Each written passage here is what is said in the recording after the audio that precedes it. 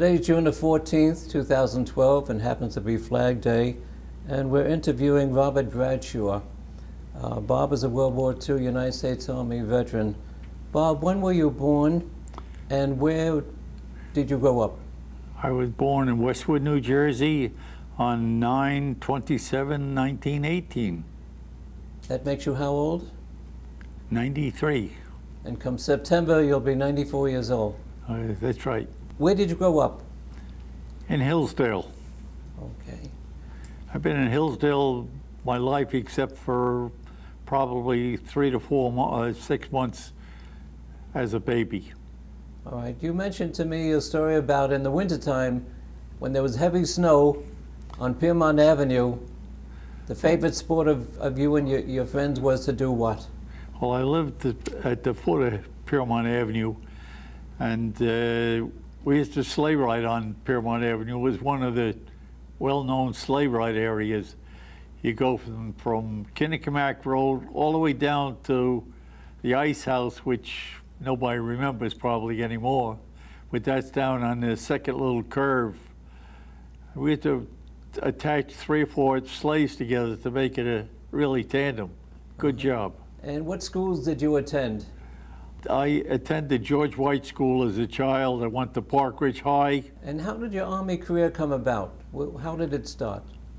I started the Army career in National Guard. My brother-in-law had belonged to a National Guard outfit a few years back, and the captain had decided to start a artillery outfit, and we were stationed in Hackensack.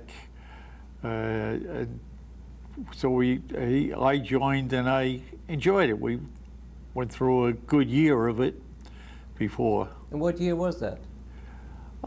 1939. What happened following your National Guard service? You did it and... We were on National Guard service, and we went to Watertown for maneuvers, as you did every year as a National Guard. We came back, and actually what happened was, came back and the fellow driving a motorcycle had an accident. So we got back, and I had to drive back. I was a driver at that time. Drive back partially to Watertown to pick up the motorcycle. We got back, and we were home about 2 weeks, and we were called in as active service, which we went to down to Fort Dix, and we were assigned to the 44th Division at that time. And where did you take your basic training? Basic training was done in Fort Dix. In Fort Dix. In fact, we went in, our first year of service was supposed to be the end of it. And we went through close to the end of the year, and we went to Virginia, North and South Carolina to have maneuvers.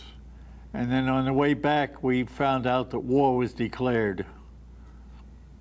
And we were in Virginia at the time, so they told us you're going to get your 1 week's leave and you're back for good. So your National Guard was activated. That's what it amounts to? Yes. Became activated. And you were assigned to Battery C? 165th Field Artillery. I started out as a mechanic and a gun mechanic, both at the same shot at one time. You went to do a school, 13 weeks in Fort Sill, Oklahoma? Yes, I went to Fort Sill, Oklahoma for 13 weeks of training for artillery, everything from a .45 automatic to a .240 rifle, which was mounted on a flat car. You mentioned that the 155 millimeter, if that's the right word, had like a 6-inch bore, a 6-inch radius? It's about 25 millimeters to an inch, and a 155 was about 6-inch shell. That's a pretty big shell. It gets heavy after a while. Uh-huh. And what war theaters did you serve in? We served in Aleutian Islands, which was Dutch Harbor, and Unalaska. We were actually on Unalaska for about 2 years. There was a small waterway between Dutch Harbor in Unalaska. We landed on Dutch Harbor, and we went over to Unalaska to where we bivouacked. And we went over, they had a flat barge which was hand pulled across the water for our trucks and guns and people, of course. Yes. And how long did you serve in the Aleutians? We were there approximately 2 years. And then you also went to the Philippines. Well, before the Philippines, we went back to the States for roughly about 3 months. Okay. And we did overhead. We went to Louisiana, and we did overhead firing for infantry for training. And from there, we went up to Washington, state of Washington, and we went up in there for training in climbing and handling the bad weather. What were your general duties in the My artillery? duty was, as I say, was auto mechanic and artillery mechanic. Okay. And of course, after I went to Fort Sill, Oklahoma, they depended on me on the guns very heavy. I had to be very careful, watch the action of a gun whenever it was used, that it recoiled correctly and it went back into position correctly. And I had to adjust all the sights on it.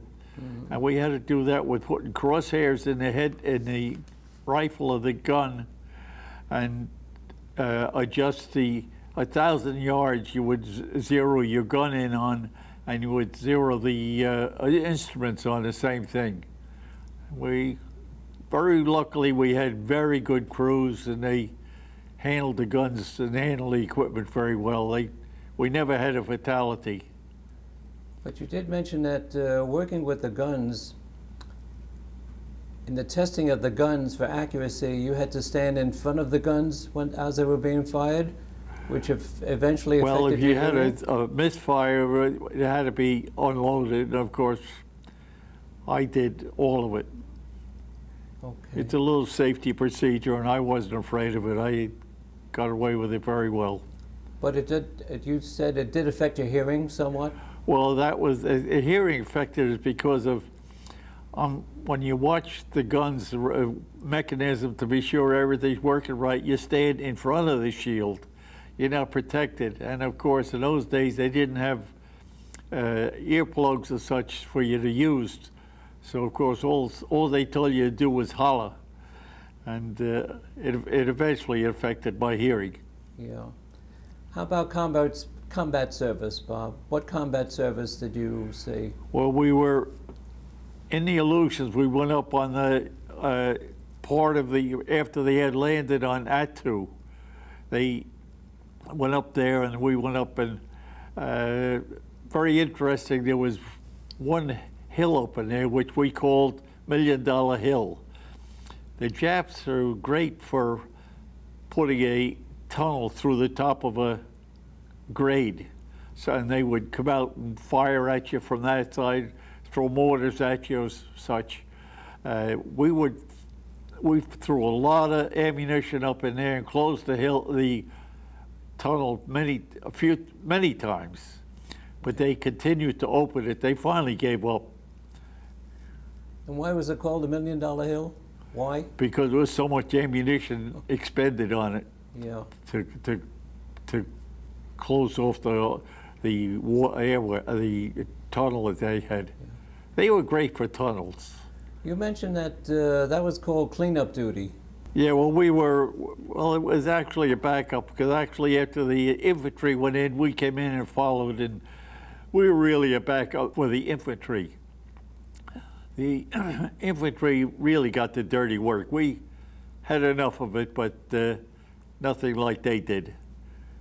And you mentioned they calculated there's some 10,000 Japanese in those areas? Yeah, well, that was down in the Philippines. Okay. When war was over, after they dropped the big bomb, we cleaned up down in the Philippines, and I was down there about a year and a half. But they didn't realize there were as many Japs in the hills down there as there were, because we took approximately 10,000 out of the hills. And I drove a truck to take the prisoners to prisoner of war camp, which was down outside of Manila. And all as I had a 45 laying on a seat alongside of me. But I made sure I put the prisoners in the back, and I put them in so tight that they couldn't fall out. Had to take 3 of us to put the strap across the back because but they couldn't move. So it was a little bit of a safety factor in that respect. You said that they taught you some Japanese. Why? Well, they taught us Japanese when we were in the Philippines because they, as I told you, that we were intending to go to Japan. In fact, we missed the landing on Japan, thank God, by 2 weeks. The big bomb saved my life because our ship was all loaded. 2 weeks we were going to load up and head for the landing on Japan. By the big bomb, you mean the atomic bomb? Yeah, it's the atomic bomb, right, exactly. Okay. How about your officers? You had mentioned a First Sergeant Michelson? Our first sergeant was an old-timer. He had been in the National Guard a good time before, and he was a very good, very strong man. Mm-hmm. He was a good leader. He really was. He didn't ask you to do anything he wouldn't do himself. Okay. And we had a captain, if you recall, he came from down at Palisades area, but he was a former Army that had gone to school and became a captain. He was a very, very good captain. We admired him. He wouldn't ask you to do something he wouldn't do either. Was that Captain Scully? You got Captain Scully, yes. Yeah. How about decorations, medals and ribbons, Bob? What did you earn? Well, I only remember the Good Conduct Medal, but I had 3 Bronze Stars, which represented action 3 different times, places. You said 2 of them based on the Aleutians and 1 based on the Philippines. Yeah. But you also received the American Defense Ribbon, the American Theater Ribbon, the Asiatic Pacific Theater Ribbon, the Victory Medal, and the Good Conduct Medal. To me, that's a hero. How about the funniest, humorous thing that happened to you? This fellow who came from Hoboken. He lived on the same street as Frank Sinatra, you mentioned? Yeah, Pat Sinatra, and this young fellow lived on the same street as he did before he came in the service. And we had a record player, and one of the fellows got a hold of a record that he had made. And when the young fellow saw it, he took the record and broke it in a million pieces. He said, I could sing better than he could. He was kind of jealous of him. Yeah. How about the most dramatic event? You said something about the amount of snow that would fall up in the Aleutians within an hour. You'd have very heavy snowfalls. Well, snow was very, very heavy. In fact, seemed like you always had a heavy windstorm with it. In fact, the wind was probably 100 miles an hour at times. Yeah. And it would cover a 6x6, which is what you use for hauling your guns around. It would cover it over in an hour, so it was just one big lump of snow. You wouldn't even know a truck was there. In fact, we had in camp, which just backtrack a little bit there, up in the Aleutians, we went in and there was nothing there to live with.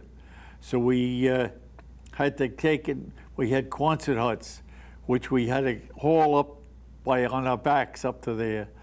And we had a road which was probably about 1 mile long, which we had to keep open.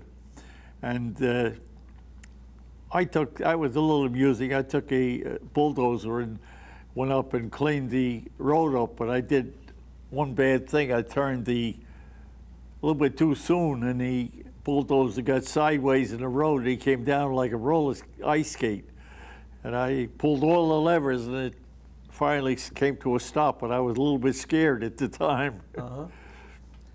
One of the, you mentioned to me about one of the more inspiring moments is that after 3.5 years in the Pacific, you came home and you saw a certain bridge. And what was the feeling? That was the Golden Bridge. That was really something you never can realize how good it was to see it.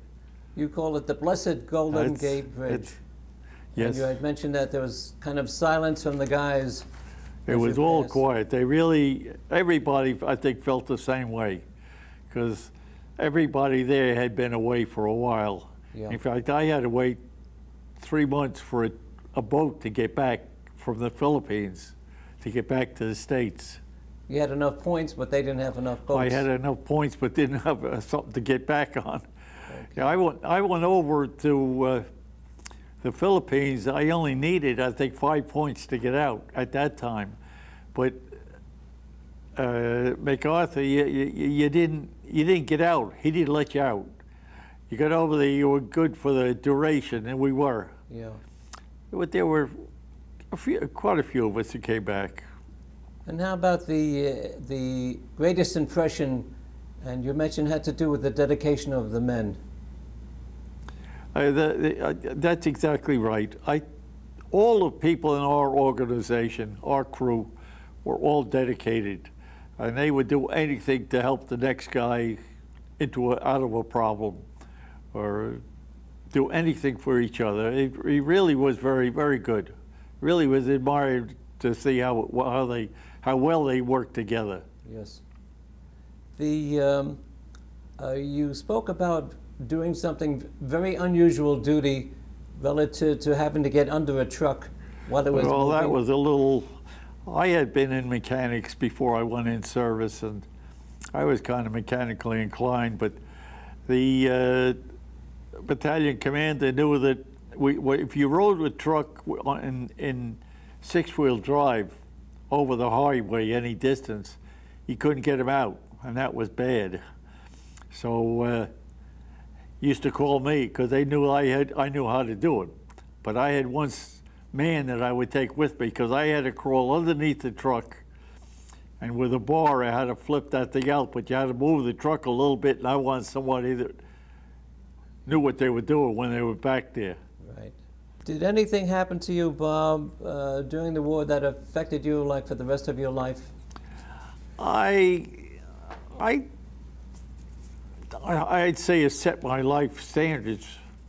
I think it set my life standards so that I appreciated anything that went on that would help me. I don't think it really put me down, but it did set my standards so that I still are that way a little bit. I have a high standard of what I expect out of people. You said it kind of taught you how to keep calm and how to be more responsible. That all came from your service. Do you think the war was worth the price, Bob? It had to be, because we couldn't let a country of that to do what they did to us. They really destroyed our Navy. They waited till they all got to Pearl Harbor, and then they just waited for them to get there. Then they came in and really did a job on it. Mm-hmm. Really, it really was a crime. It can't be understood why the Japs ever considered doing that with the standards that they have for their own people. Yes. What did you do when you got out of the service? Where did you work? I went back to automobile repair, which I had been in before. I went back to the place I had worked before, and he took me back, of course, at $35 a week. And then I go with my wife, and I wanted to get married. So I told him I need more money. He said, I can't do